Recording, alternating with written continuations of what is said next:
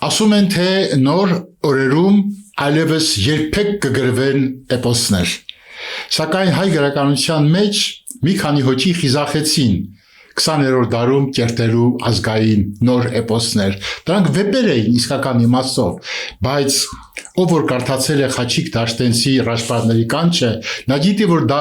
վեպ չի, դա պատմվածք չի, դա սորական արձակ չի, դա ազգային էպոս է, որովհետև Ռաշպարների կանչը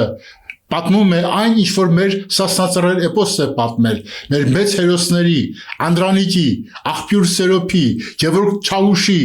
Մախլուտոյի, մեր մյուս հերոսների կենսապատումն է սա, ու ոչ սովորական, ռեալիստական ձևերով։ Ես մեկ օրինակ եմ ուզում ներկայացնել, այս գրքի ամեն էջը պիտի կարդաք, սիրելի բարեկամներ, այս գիրքը պիտի լինի բոլորիս ընտանիքներում, որովհետև ինքը մարդ դարձնող գիրք է, հերոսացնող գիրք է, ամեն զինվոր իր ձեռքում պիտի ունենա Ռաշպարների կանչը։ Ես առաջարկում եմ սկսենք Պայթող աղբյուրի հրաշքը գլխից, որը զարմանալի էպոսատիպ պատում է։ Հրեղենձի, հանկարծ բացականչեց Մոսե Իմոն անդոք սարի պայթող աղբյուրի ակունչից ետ գնալով, սասնամեծերը իրար անցան, մի պահ կարծեցին, թե Մոսե Իմոն խելագարվեց,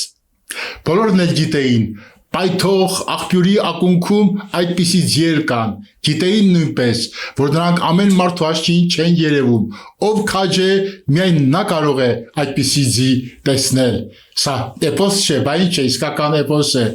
Միայն մի դեպք էր եղել, որ ձին երևացել էր ամբողջությամբ, եւ այդ դեպքը կապված էր հենց Մոսե Իմոյի հետ։ Պատմում էին, թե նա մի անգամ աղբյուրի ջուր խմելիս նկատել է, թե ինչպես ձին դուրս եկավ աղբյուրից, անդոք սարի դիմաց կանգնած հրաշք չէ տեղի ունենում։ Մոջիչ աչքեր ուներ Մոսե Իմոն, հավատացած էր, որ եթե իր աչքը հանդիպեր հրեղենձի աչքերին, ձին անպայման դուրս կգար ակունքից, կամ ինքը նրա աչքի զորությունից հաղթահարված կնայի անդոք սարին։ Ձին մահկանացուին տեսնելով թափ տվեց բաշը, ուզեց յետ գնալ, բայց Մոսե Իմոն հանկարծ ցած կատարեց ու ձեռքը գցեց ձիու բաշին եւ ասաց Մոսե Իմոն հրեղենձիուն, ես ու դու պարտք ունենք աշխարհին, ես երազելով երազել եմ քեզ հրեղեն, սա Սասունն է, ջերի գյուղը, ու սրանք մեր մեծերն են Սասունի, Սուլթանը վիշապ օձի պես փաթթել է մեր չորս կողմը, գլուխը դրել է մեր կրծքին, ինչպես անենք, որ վիշապը սպանվի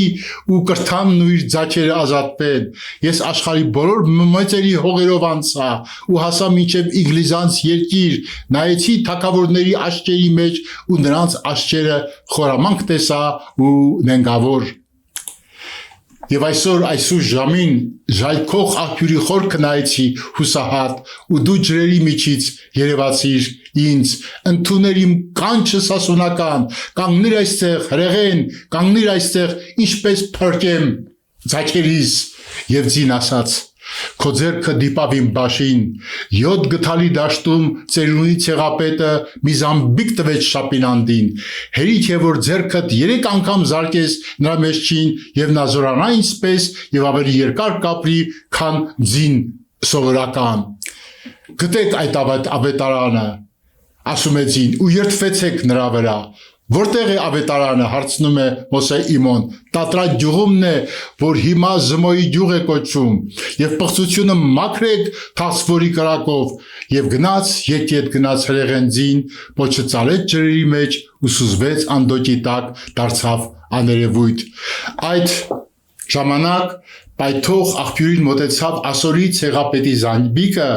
որի համար տեղ էին պատրաստել Տեր Քաջի մարաքում, եւ այն պահից, երբ Մոսե Իմոյի ձեռքը դիպավ նրան, ասես միանգամից կերպարանափոխվեց հասարակ ձին, հրեղենձի ու ուժը անցավ նրան ու դարձավ անսանց ու մրրկային, հեքիաթային դարձավ։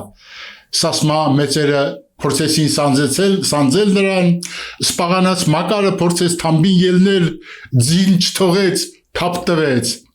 Գցեց Սասնո իշխանին, գալեն փորձեց սանձել, սրան էլ վայր նետեց, հերթով փորձեցին բոլոր իշխանները, բոլորին էլ ցած նետեց հրեղենձին, հերթը հասավ Անդրանիկին, Գևորգ Չաուշը ասաց գնա, հեծիր, քոձին եւ անդրանիկը տեղից ասանի բաշը բռնեց ու քաջաբար թռավ ձիու թամբին հետյալ ներքաչ ու ձին առույգ հետյալն ու ձին իրար գտան սա Խաչիկ Դաշտենցն է մեր վիպասանը մեր էպոսասացը մեր ամեն ինչը մեր սրտի սերն է հայ գրականության մեջ Խաչիկ Դաշտենցը ծնվել է 1910 թվականին Արևմտյան Հայաստան գյուղ Դաշտադեմ մայիսի 25